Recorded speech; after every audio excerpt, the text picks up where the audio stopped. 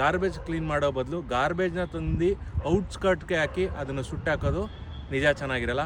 ಯಾರು ಹೇಳಿ ನೀನು ಅಲ್ಲಿ ಡಂಪ್ ಮಾಡೋಕ್ಕೆ ಕಸನ ಆಫ್ ಮಾಡಿ ಗಾಡಿ ಕಸ ಅಲ್ಲಿ ಡಂಪ್ ಮಾಡೋ ಅಂತ ಯಾರು ಹೇಳಿದ್ದು? ಮತ್ತೆ ಏನಕ್ಕೆ ಡಂಪ್ ಮಾಡ್ತಾ ಇದೆಯಾ ಕಸನ?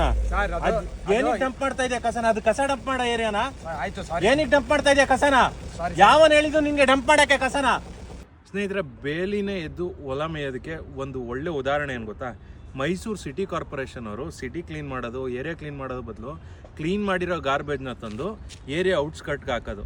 ಇಂಥದೇ ಒಂದು ಘಟನೆ ನಮ್ಮ ಮೇಟ್ಕಳಿಲಾಗಿದೆ. ಇವತ್ತು ಸಿಟಿ ಔಟ್ಸ್ಕರ್ಟಲ್ಲಿ ಅಂದರೆ ಮೇಟ್ಕಳಿ ಎಕ್ಸ್ಟೆನ್ಷನ್ ಔಟ್ಸ್ಕರ್ಟಲ್ಲಿರೋ ಒಂದು ಪಾಳು ಬಿದ್ದಿರೋ ಜಾಗ ಕೆರೆ ಇತ್ತು. ಆ ಕೆರೆನ ಆಲ್ರೆಡಿ ಮಣ್ಣು ತುಂಬಿ ಎಲ್ಲ ನಾಶ ಮಾಡ್ತವ್ರೆ. ಇದ್ರ ಬಗ್ಗೆನೂ ವಿಡಿಯೋ ಮಾಡಿದ್ದೆ. ಈ ಕೆರೆ ಪಕ್ಕ ರೋಡ್ ಸೈಡ್ ಬದಿಲಿ MCC ಅವ್ರು ತಂದು ಕಸ ಗಾರ್ಬೇಜ್ ಹಾಕ್ತಾಯಿದ್ರು.